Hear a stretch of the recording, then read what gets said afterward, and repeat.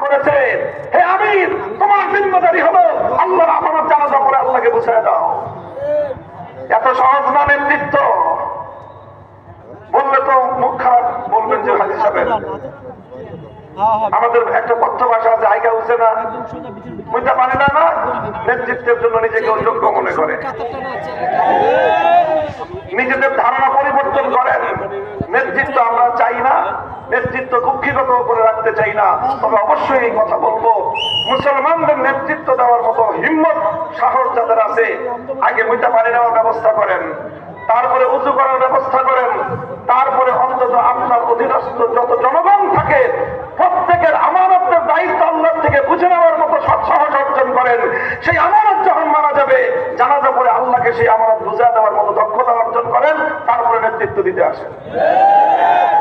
যদি সেটা করতে না পারেন, হাজারবার বলবো, ইসলামের দৃষ্টিতে আপনি নেতৃত্বের যোগ্য না।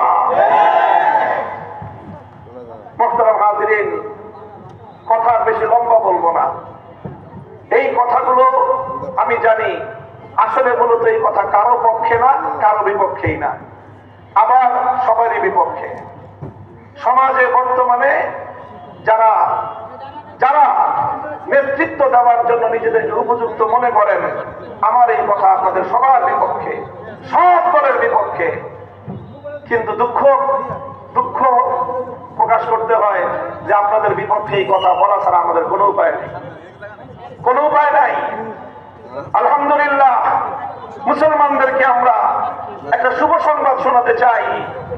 আজ দুনিয়াব্যাপী সারা দুনিয়াতে আবার এমন একটা দিন আসার পূর্বাভাস দেখা যাচ্ছে। যেরকম সকালবেলা যখন সূর্য উঠে, সূর্য উঠারও প্রায় 2 ঘন্টা আগে সুবহে সাদেকের উদয় ঘটে। কথা বলেন ঠিক না বেঠিক? ফজরের নামাজের ওয়াক্ত হয় কখন? সুবহে সাদেক হইলে। সুবহে সাদেক কাকে বলে?